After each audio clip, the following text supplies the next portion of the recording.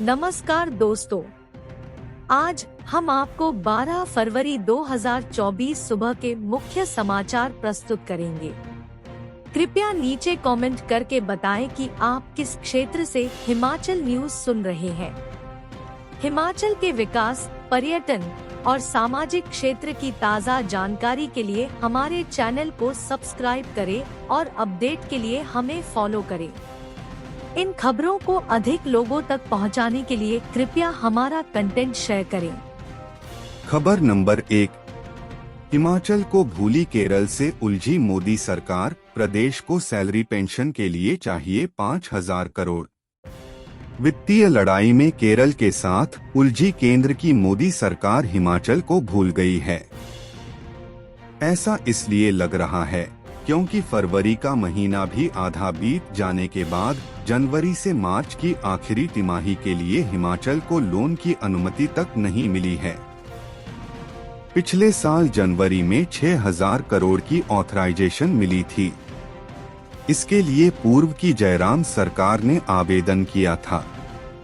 इस बार अनुमति लेट होने के कारण मुख्य सचिव प्रबोध सक्सेना जब दिल्ली बात कर आए थे तो केंद्रीय वित्त मंत्रालय ने हिमाचल से उधारी का कैलेंडर मांगा था। इसके बाद कुछ सर्टिफिकेट मांगे गए, लेकिन लोन की अनुमति नहीं दी। इसके बाद वित्त विभाग के अधिकारी भेजे गए। अब केंद्रीय वित्त मंत्रालय का तर्क है कि केरल के साथ सुप्रीम कोर्ट में चल रहे केस की सुनवाई 13 फरवरी को है और सभी उसी में व्यस्त हैं।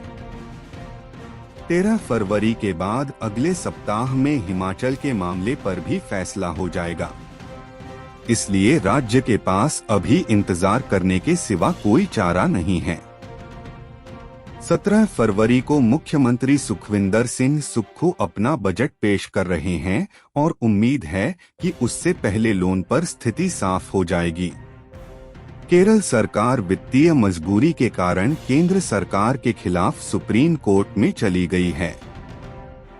केरल ने संवैधानिक व्यवस्था का हवाला देते हुए राज्य की वित्तीय स्वतंत्रता के लिए कानूनी लड़ाई का रास्ता चुना है। हालांकि केरल की तैयारी वर्ष 2017 से ही थी। उन्होंने अपना FRBM एक्ट भी उसी अनुसार बनाया है, लेकिन हिमाचल का मामला इससे एकदम अलग है। हिमाचल सामान्य तौर पर FRBM एक्ट का पालन करता रहा है। इसीलिए हिमाचल को 5,000 करोड़ आखिरी तिमाही के लिए लोन चाहिए। राज्य में ओल्ड पेंशन स्कीम लागू होने से भी लोन लिमिट करीब 1,700 करोड़ सालाना कम हो गई है। 14,000 करोड़ लोन लिया। हिमाचल में पिछले वित्त वर्ष में 2 राज्य सरकारें थी। दिसंबर तक का समय जयराम सरकार का था, जबकि जनवरी से मार्च की आखिरी तिमाही वर्तमान कांग्रेस सरकार की थी। इस साल सबसे ज्यादा 14,000 करोड़ लोन राज्य ने लिया था, लेकिन वर्तमान वित्त वर्ष के लिए दिसंबर तक की अवधि में राज्य सरकार को सिर्फ 6,608 करोड़ लोन लेने की अनुमति मिली थी। इसमें से 6,300 करोड़ शुद्ध लोन लिया जा चुका है। राज्य सरकार अब तक 10,000 करोड़ का कुल ऋण उठा चुकी है। अब जनवरी से मार्च की आखिरी तिमाही के लिए 5,000 करोड़ लोन लिमिट मांगी जा रही है। खबर नंबर 2। बद्दी अग्निकांड के 10वें दिन फैक्ट्री से 2 कंकाल बरामद, DNA टेस्ट से होगी शिनाख्त, अभी भी 3 कामगार लापता।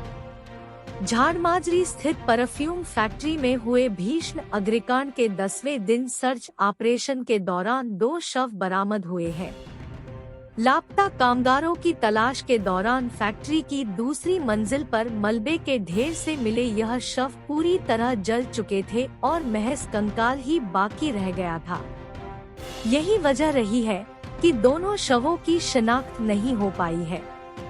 प्रशासन ने इन्हें नालागढ़ स्थित अस्पताल भेज दिया है, जहां DNA जांच के लिए सैंपल लिए जाएंगे। बता दें कि NR अरोमा फैक्ट्री में फोरेंसिक एक्सपर्ट की चल रही छानबीन और केमिकल वेस्ट हटाने जाने की वजह से 5 दिन सर्च ऑपरेशन रुका रहा। रविवार को जैसे ही केमिकल वेस्ट हटाने का कार्य अंतिम दौर में पहुंचा, एसडीआरएफ ने फैक्ट्री की दूसरी मंजिल पर सर्च ऑपरेशन शुरू कर दिया।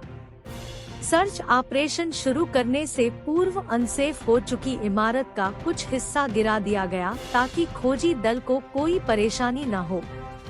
देर शाम तक चले सर्च ऑपरेशन के दौरान मलबे से 2 शव बरामद हुए। इसके साथ ही अग्निकांड के बाद से लापता 10 कामगारों में से 7 के शव बरामद हो चुके हैं, जबकि 3 कामगार अभी भी लापता है। डीएसपी बद्दी खजाना राम ने बताया कि रविवार को एसडीआरएफ व पुलिस की टीम ने दूसरी मंजिल पर चलाए गए सर्च अभियान के दौरान 2 शव बरामद करने में सफलता हासिल की है। उन्होंने कहा कि बरामद शव का सिर्फ कंकाल ही मिला है। अब कल 3 अन्य लापता कामगारों की तलाश की जाएगी। एसपी बद्दी इल्मा अफरोज ने बताया कि 5 लापता कामगारों में से 2 के शव सर्च ऑपरेशन के दौरान बरामद कर लिए हैं, इनकी शिनाख्त नहीं हो पाई है। अग्निकांड यह है लापता। अग्निकांड में 5 कामगार लापता चल रहे हैं, जिनमें काजल चंपो, काजल भारती, कल्पना और विजय दुबे शामिल है। अभी तक फैक्ट्री के भीतर से बरामद हुए 6 शवों में से 3 की ही शिनाख्त हुई है। केमिकल के 80 ड्रम हटाए।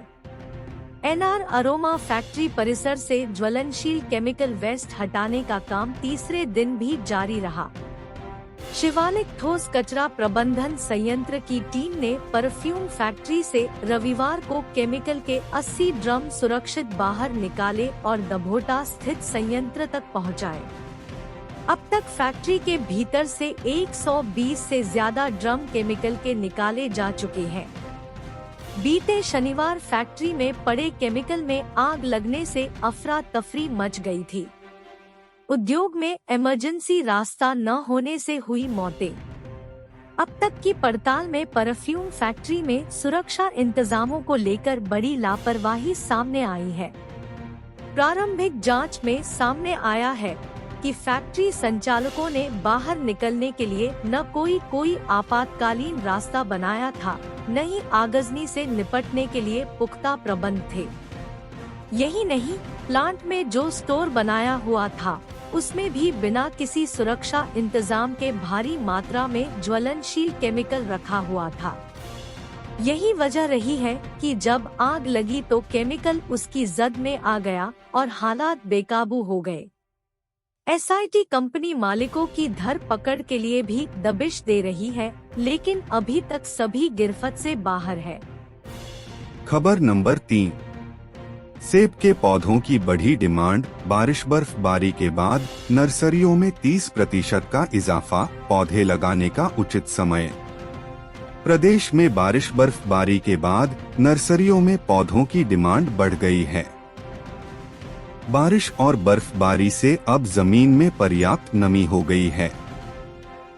ऐसे में प्रदेश के बागबान बागीचों में नए पौधे लगाने में जुट गए हैं। नर्सरियों में भी सेब सहित अन्य फल पौधों की डिमांड बढ़ गई है। नर्सरियों के मालिकों का कहना है कि सेब की पौधों की डिमांड में करीब 30% का इजाफा हुआ है। हालांकि पिछले वर्ष की तुलना में नर्सरी मालिकों का कारोबार अभी तक आधा है, लेकिन नर्सरी मालिकों को उम्मीद जगी है कि इस बार भी बागबान अच्छी संख्या में नए पौधों का रोपेंगे। प्रदेश के कुल्लू, लाहौल स्पीति, किन्नौर, मंडी, चंबा एवं शिमला जिला के ऊपरी क्षेत्रों में बागबान पुराने पौधे नष्ट होने के बाद अब बागबान उनकी जगह नए पौधे लगाने की तैयारी कर रहे हैं। विशेषज्ञों की सलाह है कि बागबान वैज्ञानिक तरीके से बगीचों की देखरेख का कार्य करें। इस महीने के अंत तक इन कार्यों को पूरा करने के लिए बागबानों के पास अभी समय शेष है। बागबानी विशेषज्ञों का कहना है कि प्रदेश के कई इलाकों में बागबानों ने दिसंबर में ही सेब के पेड़ों की काट-छांट करने का काम शुरू कर दिया था। दिसंबर से फरवरी तक पेड़ों की काट-छांट पौधे की सुप्त अवस्था में ही की जाती है। समय से पहले या बाद में काटछांट से कई तरह की समस्याएं पैदा हो सकती हैं, इसलिए बागीचों की देखरेख, पौधे लगाने और प्रूनिंग के लिए उचित समय का इंतजार जरूरी है। अब प्रूनिंग के लिए सही समय है। उधर बागबानी विशेषज्ञ डॉ. एसपी भारद्वाज का कहना है कि सेब के बागीचों में नए पौधे लगाने के लिए उचित समय है। जमीन में नमी होने के कारण बागबान नए पौधे रोपने के लिए गड्ढे कर सकते हैं। गड्ढा चौड़ा और गहरी होना चाहिए। चौड़ा गड्ढा करने से जड़ों का विकास सही तरीके से होता है। इसके अलावा नर्सरियों से सेब खरीदते समय ध्यान रखें कि पौधा पूरी तरह से स्वस्थ हो, पौधे में किसी प्रकार का संक्रमण नहीं हो। उनका कहना है कि बागबान इसी महीने या मार्च महीने के शुरुआत में नए पौधे लगाने का काम पूरा कर सकते हैं। खबर नंबर 4, पहाड़ी फार्मूले पर खेती करेगा राजस्थान, कुल्लू पहुंचा किसानों का दल, कृषि बागबानी की सीख रहा बारीकियां। विश्व पटल में पर्यटन के लिए प्रसिद्ध पर्यटन नगरी मनाली की वादियों में राजस्थान के किसानों का दल पहुंचा। दल ने वादियों को निहारने के साथ यहां कृषि बागबानी की जानकारी हासिल की। हिमाचल की वादियों को देखकर राजस्थान के किसान चहक उठे। राजस्थान के किसान इन दिनों हिमाचल के विजिट पर हैं। यहां पहुंचकर कृषि की तकनीक को सीख रहे हैं। बता दें कि केंद्रीय भेड़ एवं ऊन अनुसंधान संस्थान अविकानगर मालपुरा जिला टोंक राजस्थान द्वारा भारत सरकार की विभिन्न उपयोजनाओं में 80 से ज्यादा चयनित राजस्थान राज्य के विभिन्न जिलों टोंक, बीकानेर, जयपुर, बाड़मेर, दौसा, डूंगरपुर एवं अन्य जिलों के किसानों यहां आए हैं। वहीं 2 समूह ने 5 टूरिस्ट बस से 9 से 11 फरवरी को हिमाचल प्रदेश की उन्नति, खेती, ऑफ सीजन वेजिटेबल्स, बागान और उनके विभिन्न उत्पादों के निर्माण से आजीविका अर्जित को जाना। भ्रमण रहे। श्री तोमर ने राजस्थान के किसानों को हिमाचल प्रदेश के किसानों के विकास मॉडल समेकित खेती के साथ पर्यटन को रोजगार अवसर में बदलने के बारे में प्रेरणा लेने का सुझाव दिया। वहीं क्षेत्र की पुरानी सांस्कृतिक विरासत, पहनावे, भाषा, पुरानी रहने के तरीके का विकास अपने क्षेत्र में भी करने का आग्रह किया। संस्थान के मीडिया प्रभारी डॉ. अमर सिंह मीना ने कहा कि किसानों का भ्रमण कार्यक्रम के दौरान अंगोरा खरगोश, भारत मेरिनो, गद्दी भेड़, याक, बकरी, गड़सा भेड़ केंद्र, देशी गाय, फल फ्रूट के बागान, ऑफ सीजन वेजिटेबल्स के साथ प्रदेश की मनाली और मणिकरण स्थान को भ्रमण कराया, जिससे को देखकर सभी किसान बहुत खुश एवं आनंदित हुए। किसानों ने सोलन, शिमला, गड़सा, कटराई, मनाली, मणिकर्ण आदि जगह भ्रमण किया। वहीं इस दौरान यहां की खेती और पशुपालन से संबंधित जानकारी को हासिल किया। खबर नंबर 5, हिमाचल में बढ़ी सैलानियों की चहल पहल, प्रदेश आए मेहमानों की सुरक्षा के लिए जगह जगह पुलिस तैनात। हिमाचल प्रदेश के पर्यटन स्थलों में पर्यटकों की संख्या में भारी वृद्धि देखने को मिल रही है। हिमाचल प्रदेश में जून 2023 तक 99,78,504 घरेलू और 28,239 विदेशी पर्यटक आए हैं।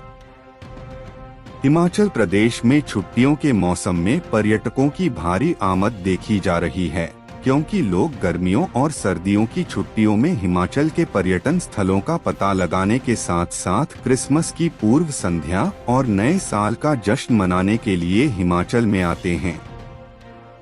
प्रदेश की 9.2 किलोमीटर लंबी और 10,000 फुट की ऊंचाई पर दुनिया की सबसे लंबी सुरंग के रूप में प्रशंसित अटल सुरंग रोहतांग सहित राज्य के प्रसिद्ध पर्यटन स्थलों में पर्यटकों की संख्या में भारी वृद्धि देखी गई। लगभग 65,000 पर्यटकों ने क्रिसमस की पूर्व संध्या और नए साल 2024 का जश्न मनाने के लिए 12,000 से अधिक वाहनों के साथ अटल सुरंग व रोहतांग का दौरा किया। जून 2023 तक 99,78,504 घरेलू और 28,239 विदेशी पर्यटकों ने पहाड़ी राज्य का दौरा किया। 2023 की पहली छमाही में पर्यटकों के आगमन में वृद्धि का श्रेय पर्यटन बुनियादी ढांचे को मजबूत करने के सरकार के अथक प्रयासों को दिया गया। कीरतपुर मनाली राष्ट्रीय राजमार्ग पर यातायात की सुचारू और सुरक्षित आवाजाही सुनिश्चित करने के लिए जिला बिलासपुर के बघेड़ नेरचौक में सेंट्रल रेंज मंडी में 3 यातायात सह पर्यटक पुलिस स्टेशन बनाए गए हैं।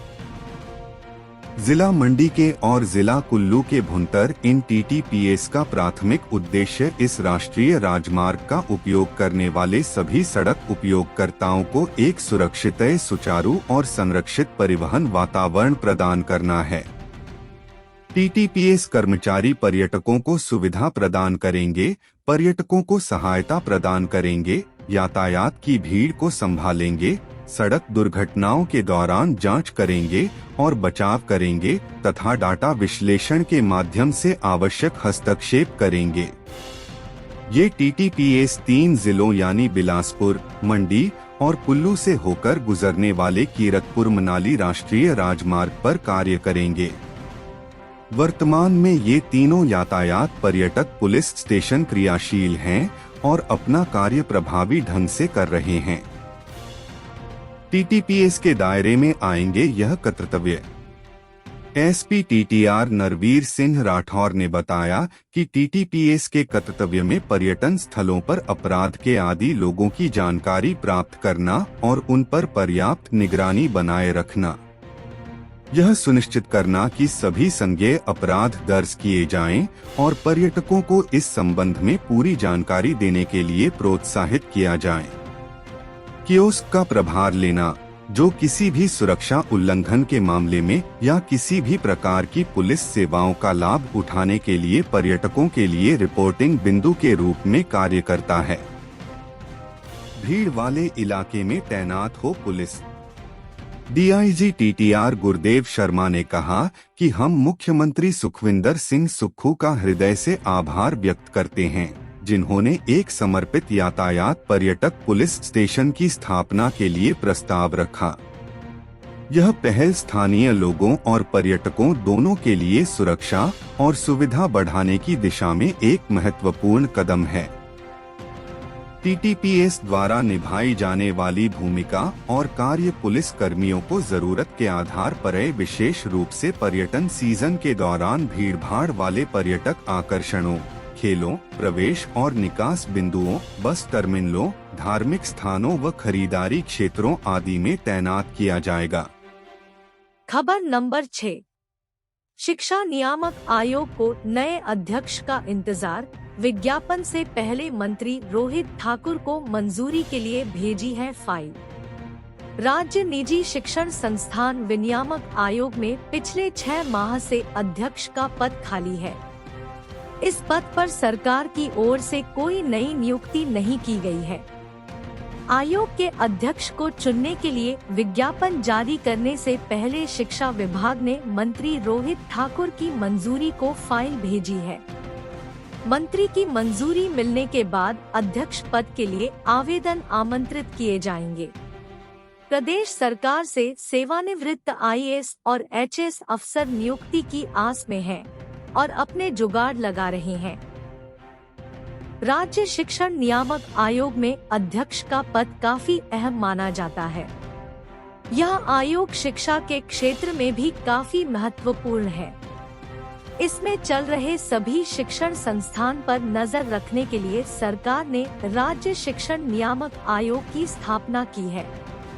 इसी के चलते प्रदेश में कोई भी शिक्षण संस्थान मनमानी फीस या अपने नए नियम छात्रों पर नहीं थोप सकता। ऐसा करने की सूरत में नियामक आयोग के पास कार्रवाई करने का पूरा अधिकार होता है। आयोग में गत साल 14 अगस्त से अध्यक्ष का पद खाली है। इससे पूर्व मेजर जनरल सेवानिवृत्त अतुल कौशिक के पास आयोग की कमान रही। श्री कौशिक ने निजी विश्वविद्यालयों और कॉलेजों की कार्यप्रणाली में बड़ा सुधार लाया है। प्रदेश में चल रही इन यूनिवर्सिटी की गहनता से जांच की गई और जो भी कमियां पाई गई उस पर कार्रवाई भी की गई थी। यहाँ तक कि कई बड़ी यूनिवर्सिटी में शैक्षणिक योग्यता पूरी किए बिना नियुक्त कई कुलपतियों को इस दौरान अपने पदों से त्यागपत्र देना पड़ा था। विद्यार्थियों से अधिक फीस वसूली करने पर कई निजी शिक्षण संस्थानों पर पूर्व अध्यक्ष ने भारी भरकम जुर्माने भी लगाए। गुणात्मक शिक्षा पर जोर देने के लिए भी कौशिक के कार्यकाल के दौरान कई महत्वपूर्ण कार्य किए गए। सरकार की ओर से नियुक्ति।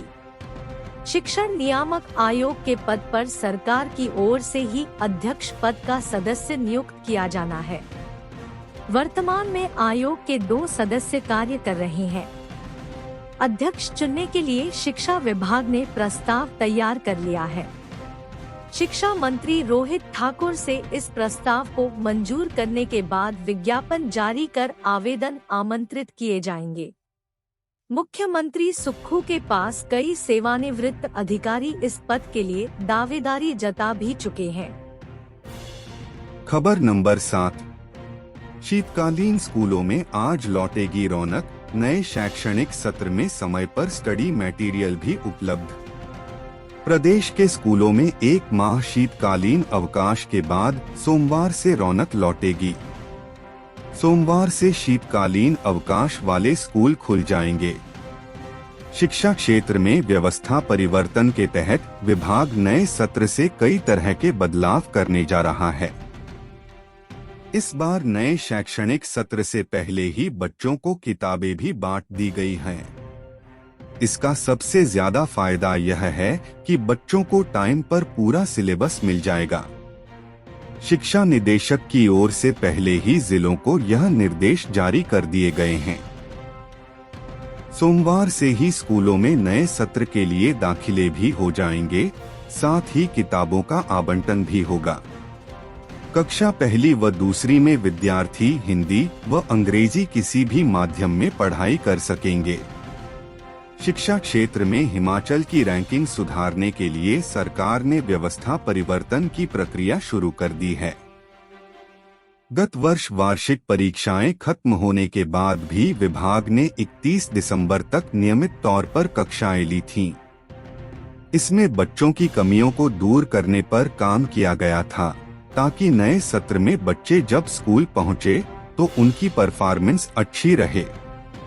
सचिव शिक्षा ने स्कूलों को निर्देश दिए हैं कि वे टाइम मैनेजमेंट करें, ज्यादा से ज्यादा समय बच्चों की कक्षाएं लगें। स्कूलों में बढ़ेंगे शैक्षणिक दिवस। प्रदेश के स्कूलों में नए शैक्षणिक सत्र से स्कूलों में कई तरह के बदलाव होंगे। स्कूलों में नए सत्र से शैक्षिक दिवस को बढ़ाया जाएगा। अभी स्कूलों में 180 शैक्षणिक दिवस हैं, इन्हें 220 करने की तैयारी चल रही है। शिक्षा विभाग की ओर से इसकी रिपोर्ट सरकार को भेजी जा चुकी है। इसे कैबिनेट की मंजूरी मिलना बाकी है। वहीं सरकार 1500 के करीब स्कूलों को मुख्यमंत्री सेंटर ऑफ एक्सीलेंस स्कूलों का दर्जा देगी। जल्द ही ये स्कूल अधिसूचित कर दिए जाएंगे। डे बोर्डिंग स्कूलों में शुरू होगी पढ़ाई।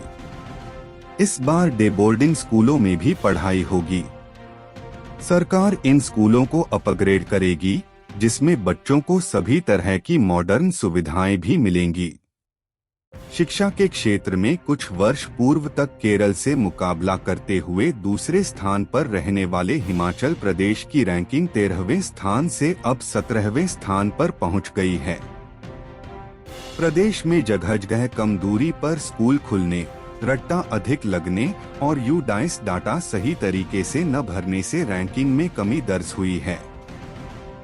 परफॉर्मिंग ग्रेडिंग इंडेक्स 2021 से 22 की रिपोर्ट के बाद सरकार ने सुधार के लिए एक्शन प्लान बनाना शुरू किया था, जिसके आधार पर बदलाव किए जा रहे हैं। खबर नंबर 8। एम्स में प्रशिक्षु डॉक्टर ने की खुदकुशी। बिलासपुर में हॉस्टल की 4थी मंजिल से लगाई छलांग, छानबीन में जुटी पुलिस। एम्स बिलासपुर के प्रशिक्षु डॉक्टर ने हॉस्टल की चौथी मंजिल से छलांग लगाकर आत्महत्या कर ली।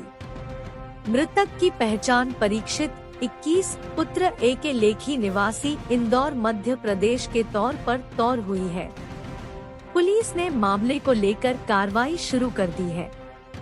जानकारी के अनुसार परीक्षित एम्स बिलासपुर में MBBS का द्वितीय वर्ष का छात्र था, लेकिन किन्हीं कारणों के चलते उसे एम्स हॉस्टल की चौथी मंजिल से छलांग दी। बताया जा रहा है कि इस तरह का मामला सामने आने के बाद इस युवक को इमरजेंसी में भी उपचार के लिए पहुंचाया गया, लेकिन यहां पर इसकी मौत हो गई। उधर स्थानीय पुलिस को भी यह सूचना दी गई। सूचना मिलने पर पुलिस मौके पर पहुंची और कार्रवाई शुरू की। बता दें कि एम्स बिलासपुर में इस तरह का यह पहला मामला सामने आया है। लंबे समय से MBBS के प्रशिक्षु छात्र यहां पर अपनी पढ़ाई कर रहे हैं, लेकिन इस तरह का मामला सामने नहीं आया था। वहीं अब इस तरह की अप्रिय घटना घटने के बाद अब यह काफी चर्चा बना हुआ है। बहरहाल पुलिस इस मसले को लेकर गंभीरता से जांच में जुटी हुई है। उधर DSP हेडक्वार्टर मदन धीमान ने बताया कि पुलिस ने इस मामले को लेकर आगामी कार्रवाई शुरू कर दी है। खबर नंबर 9। आधुनिक सुविधाओं से लैस होंगे सुख आश्रय ग्राम परिसर, अनाथ बच्चों का भविष्य संवार रही सरकार की योजना। हिमाचल प्रदेश में अनाथ बच्चों का भविष्य संवारने के उद्देश्य से राज्य सरकार द्वारा मुख्यमंत्री सुख आश्रय योजना शुरू की गई है, जिसके अंतर्गत अब तक 4000 बच्चों को चिल्ड्रन ऑफ द स्टेट के रूप में अपनाया गया है। माता एवं पिता के रूप में उनकी देखभाल की संपूर्ण जिम्मेदारी निभाने का दायित्व सरकार ने संभाला है। अनाथ एवं निराश्रित बच्चों को अपनत्व, सुरक्षा एवं संरक्षण प्रदान करने के उद्देश्य से मुख्यमंत्री सुखविंदर सिंह सुक्खू ने हाल ही में जिला कांगड़ा के ज्वालामुखी के लुथान में सुख आश्रय ग्राम परिसर का शिलान्यास किया है। इस एकीकृत परिसर में विश्व स्तरीय सुविधाओं के साथ लगभग 400 निराश्रितों के रहने की क्षमता होगी। परिसर में लाइब्रेरी, अस्पताल, वेलनेस सेंटर, प्रार्थना कक्ष, मंदिर, कॉमन रूम, बहुउद्देशीय डिपार्टमेंटल स्टोर, व्यावसायिक प्रशिक्षण केंद्र व पार्क आदि सुविधाएं होंगी। इसके अलावा टेबल टेनिस, बैडमिंटन, योग, swimming pool, play station, gym सहित अन्य इंडोर व आउटडोर खेलों से संबंधित स्तरीय सुविधाएं उपलब्ध होंगी। परिसर में बच्चों, महिलाओं व वृद्धजनों के लिए अलग अलग आश्रय स्थल निर्मित किए जाएंगे। मुख्यमंत्री ने कार्यभार संभालने के उपरांत अपने पहले ही निर्णय में अनाथ बच्चों के कल्याण को प्राथमिकता दी है। अनाथ बच्चों के खुशहाल जीवन के लिए 4000 रुपए प्रतिमाह जेब खर्च, वार्षिक भ्रमण के दौरान 3 सितारा होटल में ठहरने की सुविधा, शिक्षा के लिए आवश्यक निधि, उत्सव भत्ता तथा अन्य सुविधाएं प्रदान की जा रही हैं। मुख्यमंत्री सुख आश्रय योजना से हिमाचल को अनाथ बच्चों के लिए कानून के तहत योजना बनाने वाला देश का पहला राज्य होने का गौरव प्राप्त हुआ है। राज्य सरकार निराश्रितों के लिए प्रदेश भर में कई बाल संरक्षण संस्थानों का संचालन भी कर रही है। मुख्यमंत्री का कहना है कि प्रदेश सरकार सभी निराश्रित बच्चों के संपूर्ण विकास के लिए आदर्श माहौल प्रदान कर उनकी शारीरिक, मानसिक, आर्थिक, सामाजिक अर्ई आवश्यकताओं को पूरा कर रही है। 2718 अनाथ बच्चों को 4.35 करोड़ रुपए पॉकेट मनी। मुख्यमंत्री सुख आश्रय योजना के तहत इस वित्तीय वर्ष के दौरान बाल संरक्षण संस्थानों के 1084 आश्रितों को 2,15,37,000 रुपए तथा 2718 अनाथ बच्चों को 4000 रुपए प्रतिमाह जेब खर्च के रूप में 4,34,88,000 रुपए वितरित किए गए हैं। इन संस्थानों के 1084 बच्चों को वस्त्र भत्ते के तहत 5,000 रुपए प्रति बच्चे की दर से 54,20,000 रुपए वितरित किए गए हैं। इन बच्चों को उत्सव भत्ते के रूप में 59,81,500 रुपए तथा पोषक आहार के लिए 32,52,000 रुपए वितरित किए गए हैं। उच्च शिक्षा प्राप्त कर रहे 48 लाभार्थियों को 28,30,707 रुपए तथा व्यावसायिक प्रशिक्षण प्राप्त कर रहे 17 लाभार्थियों को 26,95,994 रुपए की वित्तीय सहायता प्रदान की गई है। खबर नंबर 10। जयराम ठाकुर की कार्यकर्ताओं से अपील, कहा आमजन तक पहुंचाएं केंद्र की योजनाएं। प्रधानमंत्री नरेंद्र मोदी के नेतृत्व में ओबीसी समुदाय से जुड़े परिवारों के उत्थान हेतु ऐतिहासिक योजनाओं की शुरुआत हुई है। इन योजनाओं से देश के करोड़ों परिवारों को लाभ प्राप्त हो रहा है। मुझे विश्वास है कि इन महत्वपूर्ण योजनाओं को आमजन तक पहुंचाने हेतु भाजपा ओबीसी मोर्चा के सभी साथी पूरी निष्ठा के साथ कार्य करेंगे। पंडोह में आयोजित सराज भाजपा मंडल ओबीसी मोर्चा की बैठक में बोलते हुए नेता प्रतिपक्ष एवं पूर्व मुख्यमंत्री जयराम ठाकुर ने कहा कि प्रधानमंत्री नरेंद्र मोदी के नेतृत्व में केंद्र सरकार ने 10 वर्षों में ऐतिहासिक उपलब्धियां हासिल की है। इसलिए प्रधानमंत्री नरेंद्र मोदी आज हर वर्ग के चहेते नेता बन चुके हैं। उन्होंने कहा कि कांग्रेस पार्टी ने इस देश में 50 वर्षों से अधिक समय तक राज किया, लेकिन इतनी लोकप्रियता इनकी किसी नेता की नहीं रही है। भारत 2014 में ऐसी स्थिति में आकर खड़ा हुआ था कि जब हमारा भारत घोटालों के लिए पहचाना जाने लगा था। यूपीए कार्यकाल में 15 बड़े 20 लाख करोड़ रुपए के घोटाले हुए। करोड़ों के इन घोटालों से देश की आर्थिक स्थिति खराब हुई और देश की छवि भी लगातार गिरी।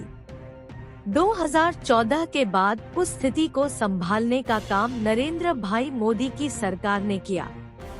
उन्होंने कहा कि महंगाई दर की तुलना करें तो कांग्रेस शासन में 2004 से 2014 में महंगाई दर 8.2% थी और जो लगातार प्रयास के बाद पिछले 10 सालों में 5% के ऊपर लाकर खड़ी की है।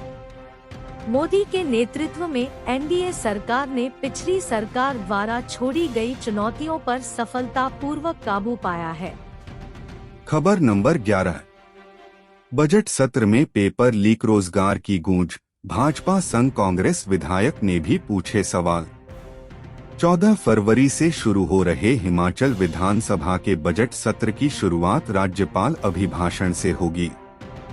गवर्नर शिव प्रताप शुक्ल बुधवार को सुबह 11 बजे विधानसभा को संबोधित करेंगे और सुखविंदर सिंह सुक्खू सरकार के 1 साल के काम गिनाएंगे।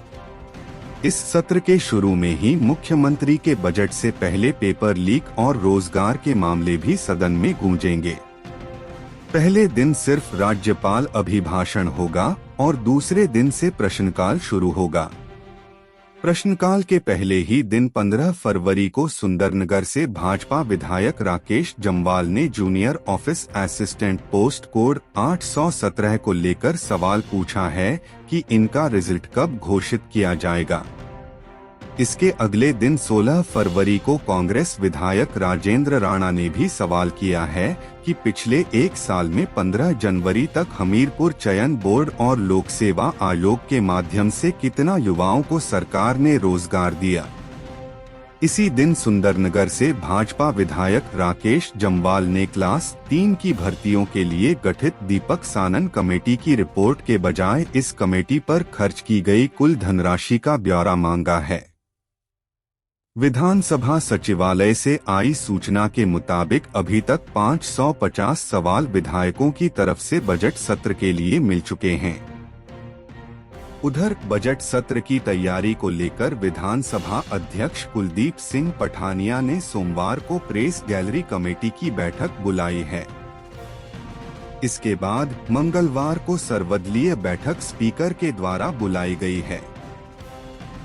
इसमें कांग्रेस की ओर से संसदीय कार्य मंत्री हर्षवर्धन सिंह चौहान और रोहडू से विधायक मोहनलाल ब्राक्टा, भाजपा की तरफ से नेता प्रतिपक्ष जयराम ठाकुर, पूर्व मंत्री सुखराम चौधरी और निर्दलीय विधायकों की तरफ से केएल ठाकुर, आशीष शर्मा और होशियार सिंह बैठक के लिए आ रहे हैं। इस बार सिर्फ 13 बैठकों का है विधानसभा का बजट सत्र। इस बार विधानसभा का बजट सत्र भी छोटा है और इसमें सिर्फ 13 बैठकें होने जा रही हैं। 14 फरवरी से इसकी शुरुआत होगी और 17 फरवरी को मुख्यमंत्री अपना बजट पेश करेंगे। 19, 20 और 21 को बजट पर चर्चा होगी और 23 को चर्चा का समापन होगा। 22 और 28 फरवरी को गैर सरकारी सदस्य दिवस रखा गया है। 26 और 27 फरवरी को बजट अनुमान मांगों पर चर्चा होगी, जिसे कटौती प्रस्ताव कहा जाता है। 29 फरवरी को सत्र के आखिरी दिन बजट को पारित किया जाएगा। खबर नंबर 12। कंपनियों सहित 14 लोगों को एनजीटी का नोटिस। NH 707 के निर्माण को लेकर नेशनल ग्रीन ट्रिब्यूनल का कड़ा एक्शन। नेशनल ग्रीन ट्रिब्यूनल ने सिरमौर जिला के पावटा साहिब से गुम्मा NH 707 के डबल लेन के कार्य में ग्रीन ट्रिब्यूनल के मापदंड को लेकर दायर की गई याचिका का कड़ा संज्ञान लिया है। इस सिलसिले में एनजीटी ने केंद्रीय प्रदूषण नियंत्रण बोर्ड के साथ साथ NH प्राधिकरण, पर्यावरण मंत्रालय, वन मंत्रालय, सदस्य सचिव हिमाचल प्रदेश प्रदूषण नियंत्रण बोर्ड के अलावा जिला प्रशासन व NH में कार्य कर रही कंपनियों समेत 14 से अधिक लोगों को नोटिस जारी किए हैं। इस नोटिस की एवज में तमाम पार्टियों को 15 अप्रैल तक एनजीटी के समक्ष जवाब देना होगा। एनजीटी ने अब इसकी सुनवाई 15 अप्रैल को निर्धारित की है। यह खुलासा पर्यावरणविद व समाजसेवी नाथू राम चौहान ने रविवार को जिला सिरमौर के नाहन में पत्रकार वार्ता में किया। सिरमौर जिला के पावटा साहिब से गुम्मा तक के NH 707 के डबल लेन में पूरी तरह से एनजीटी को गुमराह किया है। इस नेशनल हाईवे के डबल लेन के कार्य में 107 किलोमीटर का हिस्सा आता है, जिसमें 97 किलोमीटर का हिस्सा ऐसा है जहां पर पहाड़ों की कटिंग का मलबा सीधा सड़क के किनारे डंप किया जा रहा है। इससे सैकड़ों पेयजल स्रोत तबाह हुए हैं।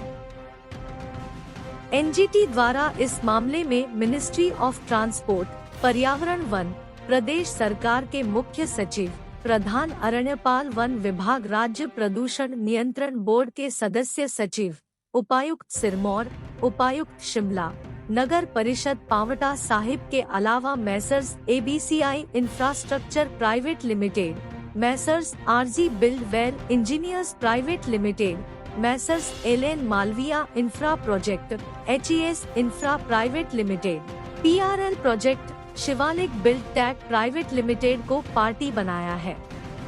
यह याचिका एनजीटी की प्रिंसिपल बेंच में जस्टिस प्रकाश श्रीवास्तव, चेयरपर्सन व सदस्य डा एस सेंथिल बैल के समक्ष लगाई गई है।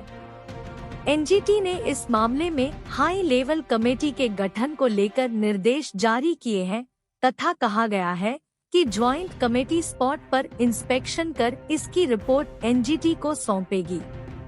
डंपिंग स्थल के निर्माण में धांधली के आरोप।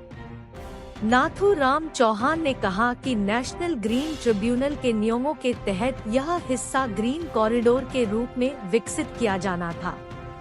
इस क्षेत्र में जो सड़क के डबल लेन के कार्य में मलबे की निकासी की जा रही थी, उसे आसपास फेंकने की बजाय उचित डंपिंग स्थल चिन्हित किए जाने थे, परंतु डंपिंग स्थल के निर्माण में भी पूरी तरह से धांधलियां बरती गई। खबर नंबर 13। किसान संगठन 13 फरवरी को दिल्ली में करेंगे कूच, हरियाणा पुलिस की एडवाइजरी बदलेंगे HRTC के रूट। संयुक्त किसान मोर्चा सहित विभिन्न राज्यों के किसान संगठन 13 फरवरी को दिल्ली कूच करेंगे। इसको लेकर चंडीगढ़ से दिल्ली आने जाने और पंजाब से दिल्ली आने जाने के लिए रूट डाइवर्ट किए गए हैं। दिल्ली आने जाने के लिए हरियाणा पुलिस की ओर से भी ट्रैफिक एडवाइजरी जारी की गई है। वहीं हिमाचल पथ परिवहन निगम भी हरियाणा पुलिस की एडवाइजरी के अनुसार बस रूट में बदलाव करेगा। हरियाणा पुलिस द्वारा जारी की गई एडवाइजरी में बताया गया है कि हरियाणा से पंजाब की ओर जाने वाले सभी मुख्य मार्गों पर यातायात के बाधित रहने की संभावना है। प्रभावित जिलों खासकर अंबाला, कुरुक्षेत्र, कैथल, जींद, फतेहाबाद, सिरसा में यातायात के रूटों को अस्थायी तौर पर बदलने के लिए पहले से ही तैयारी कर ली गई है। पंजाब से दिल्ली आने जाने के लिए तय किए गए रूट में दिल्ली से पटियाला, लुधियाना, जालंधर, अमृतसर आदि पंजाब में आने वाले वाहन सोनीपत, पानीपत, करनाल, पिपली चौक से बाईं तरफ मुड़कर कुरुक्षेत्र, पेहवा, चीका, पटियाला, लुधियाना, जालंधर, अमृतसर जा सकते हैं। वहीं पंजाब से दिल्ली जाने वाले वाहन अमृतसर, जालंधर, लुधियाना, चीका, पेहवा से होकर जा सकते हैं। वहीं चंडीगढ़ से दिल्ली आने जाने के लिए रूट तय किए गए हैं, जिसमें पंचकूला, रामगढ़, बरवाला, शहजादपुर, मुलाना, यमुनानगर, रादौर, लाडवा, इंद्री, करनाल, पानीपत, सोनीपत से दिल्ली जा सकेंगे। इसके अलावा पंचकूला, रामगढ़, बरवाला, शहजादपुर, साहा, शाहबाद, पिपली, करनाल से होकर भी दिल्ली जा सकते हैं। वहीं दिल्ली से चंडीगढ़ जाने के लिए दिल्ली, सोनीपत, पानीपत, करनाल, इंद्री, लाडवा या करनाल, कुरुक्षेत्र, उमरी चौक, लाडवा, रादौर, यमुनानगर, मुलाना, शहजादपुर, बरवाला, पंचकूला होते हुए चंडीगढ़ जा सकते हैं। वाहन चालक कुरुक्षेत्र, शाहबाद, साहा, शहजादपुर, पंचकूला होते हुए भी चंडीगढ़ जा सकते हैं। गौर हो कि पंजाब के किसानों ने ऐलान किया है कि हजारों किसान ट्रैक्टर ट्रॉलियों पर दिल्ली जाने के लिए हरियाणा में दाखिल होंगे। इसके लिए शंभू बॉर्डर, डबवाली और खनौरी बॉर्डर को चुना है। उधर एचआरटीसी जीएम पंकज सिंह गहल का कहना है कि हरियाणा पुलिस की एडवाइजरी के अनुसार एचआरटीसी के दिल्ली जाने वाले बस रूटों में बदलाव किया जाएगा। खबर नंबर 14। धन्यवाद सीएम साहब। दूध उत्पादकों ने दूध खरीद रेट को एकमुश्त 6 रुपए बढ़ाने पर जताया आभार। हिमाचल प्रदेश के दुग्ध उत्पादकों के साथ संवाद के दौरान विभिन्न दुग्ध सहकारी सभाओं के प्रतिनिधियों ने दूध के खरीद मूल्य एकमुश्त 6 रुपए बढ़ाने के लिए मुख्यमंत्री ठाकुर सुखविंदर सिंह सुक्खू का आभार व्यक्त किया। जिला कांगड़ा के पालमपुर क्षेत्र के अनिल कुमार ने कहा कि वह वर्ष 1995 से दुग्ध सोसाइटी का संचालन कर रहे हैं और 30 वर्ष में दूध खरीद मूल्य केवल 18 रुपए बढ़ा, जबकि मुख्यमंत्री ने एक वर्ष में 6 रुपए बढ़ाकर प्रदेश के हजारों किसानों को लाभ पहुंचाया है। उन्होंने भेड़ और बकरी की मृत्यु पर मिलने वाले मुआवजे को बढ़ाकर 6,000 रुपए करने तथा गाय भैंस की मृत्यु पर मिलने वाले मुआवजे को बढ़ाकर 55,000 करने पर भी मुख्यमंत्री का आभार व्यक्त किया। वहीं जिला कांगड़ा के नगरोटा बगवा के विकास सरीन ने कहा कि वह गुड़गांव के एसी ऑफिस में बैठकर काम करते थे और कभी नहीं सोचा था कि दुग्ध सोसाइटी बनाकर दूध उत्पादन से जुड़ेंगे। शुरुआत में काफी दिक्कत आई और 3 लीटर दूध एकत्र करने के लिए 3 महीने तक प्रयास किए और 1 लाख रुपए खर्च किए, लेकिन दूध खरीद मूल्य में एकमुश्त 6 रुपए की बढ़ोतरी से अब 450 किसान उनकी सोसाइटी से जुड़ गए हैं। उन्होंने कहा कि प्रदेश में दूध की गुणवत्ता काफी अच्छी है तथा इसे प्रोत्साहित किया जाना चाहिए। जिला हमीरपुर की नादौन निवासी सुनीता ने कहा कि कभी किसी ने उम्मीद नहीं की थी कि कोई सरकार दूध के खरीद मूल्य को एक साथ 6 रुपए बढ़ाएगी, लेकिन मुख्यमंत्री ने दृढ़ इच्छाशक्ति का परिचय देते हुए प्रदेश के हजारों किसानों को लाभ पहुंचाया है।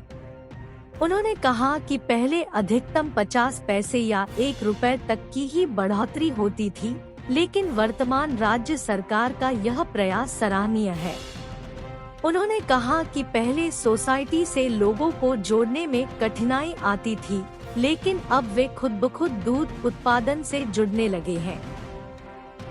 कुल्लू निवासी रीना देवी ने भी दूध खरीद मूल्य 6 रुपए बढ़ाने पर राज्य सरकार का आभार व्यक्त किया और कहा कि इससे उनकी आय लगभग 4,500 रुपए बढ़ी है। पहले प्रतिमाह उन्हें 18,600 रुपए आय होती थी तथा अब वह हर महीने लगभग 22,900 रुपए तक कमा रही है। उन्होंने कहा कि पहले लोग मनमर्जी के मूल्य पर दूध खरीदते थे, लेकिन अब वह मिल्कफेड को दूध बेचकर अच्छा मुनाफा कमा रही है। मनाली निवासी पन्ना लाल ने कहा कि राज्य सरकार द्वारा दूध खरीद मूल्य एक साथ 6 रुपए बढ़ाने से प्रदेश के हजारों किसानों को लाभ हुआ है और उन्हें अब 4,500 रुपए प्रति माह की अतिरिक्त आय प्राप्त हो रही है। आनी के ओम प्रकाश ने भी रेट बढ़ाने पर धन्यवाद किया। जिला शिमला के रामपुर बुशहर निवासी तुला राम ने कहा कि राज्य सरकार की सीधे किसानों से बात करने का प्रयास सराहनीय है, जिसका लाभ किसानों को आने वाले समय में मिलेगा। उन्होंने कहा कि मिल्कफेड के माध्यम से किसानों को 15 दिन में पैसा उनके खाता में आ रहा है। उन्होंने पशु आहार को सस्ता करने और दुधारू पशुओं का बीमा करने का सुझाव भी दिया। व्यास कामधेनु बिलासपुर के जे.आर. कौंडल ने कहा कि प्रदेश के किसान सौभाग्यशाली हैं कि मुख्यमंत्री ने स्वयं किसानों के साथ संवाद करने की पहल की है। उन्होंने कहा कि वह लंबे समय से सरकार से बातचीत करना चाहते थे, जिसके लिए मुख्यमंत्री ने उन्हें एक मंच प्रदान किया है। उन्होंने कहा कि संस्था गांव के भले के लिए काम कर रही है और 70 ग्राम पंचायतों से प्रतिदिन 40,000 लीटर दूध एकत्र कर रही है। उन्होंने कहा कि मुख्यमंत्री किसानों के सच्चे हमदर्द हैं। खबर नंबर 15। डोभी में पैराग्लाइडिंग के दौरान हादसा, तेलंगाना की महिला पर्यटक की मौत। पर्यटन नगरी कुल्लू मनाली के डोभी के पास एक पैराग्लाइडर दुर्घटनाग्रस्त हो गई है। हादसे में एक महिला पर्यटक की मौत हो गई है। जानकारी के अनुसार इस साइट पर तेलंगाना की एक महिला पर्यटक पैराग्लाइडिंग के लिए आई थी और जब पैराग्लाइडिंग कर रही थी तो इस दौरान गाइड ने महिला पर्यटक के साथ उड़ान भरी और इसी बीच में पैराग्लाइडर की दिशा भटकी और पैराग्लाइडर दुर्घटनाग्रस्त हो गई है। जानकारी के अनुसार डोभी क्षेत्र में एक लैंटल के पास महिला पर्यटक गिरी, जिससे उसकी मौके पर मौत हो गई है। पुलिस हादसे के कारणों की जांच में जुट गई है। खबर नंबर 16। कीरतपुर नेरचौक 4 लेन के पास गहरी खाई में मिला अज्ञात शव, छानबीन में जुटी पुलिस। कीरतपुर नेरचौक 4 लेन के जकात खाना के पास सड़क से नीचे गहरी खाई में एक शव मिला है। यह शव काफी पुराना लग रहा है, जिसकी अभी पहचान नहीं हो पाई है। घटना की सूचना मिलते ही पुलिस की टीम ने मौके पर पहुंचकर शव को कब्जे में लेकर छानबीन शुरू कर दी है। जानकारी के अनुसार पुलिस को शनिवार देर रात स्वारघाट पुलिस को सूचना मिली थी कि जकात खाना पेट्रोल पंप के पास फ्लाईओवर के नीचे एक शव पड़ा हुआ है। सूचना मिलते ही पुलिस ने रविवार सुबह शव को सड़क से नीचे करीब 100 मीटर गहरी खाई से बाहर निकाला। इस दौरान एसपी बिलासपुर विवेक चहल एवं डीएसपी नयना देवी विक्रांत बोसरा भी मौके पर मौजूद रहे। वहीं घटना स्थल पर पहुंचे एफएसएल एक्सपर्ट मंडी राजेश शर्मा ने बताया कि यह शव किसी पुरुष का लग रहा है, जिसकी उम्र करीब 35 से 40 साल के बीच है। घटना स्थल पर पहचान संबंधी कोई दस्तावेज न मिलने से शव की पहचान नहीं हो पाई है। पुलिस ने शव को पोस्टमार्टम के लिए क्षेत्रीय अस्पताल बिलासपुर भेज दिया है।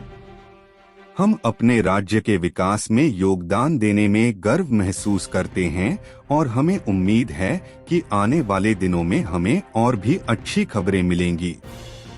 इन खबरों को अधिक लोगों तक पहुंचाने के लिए कृपया हमारा कंटेंट शेयर करें, हमारे चैनल को सब्सक्राइब करें और अपडेट के लिए हमें फॉलो करें। इसके अलावा बेझिझक अपने विचार कमेंट्स में शेयर करें। आपका सहयोग हमें और भी बेहतर काम करने में मदद करेगा। धन्यवाद।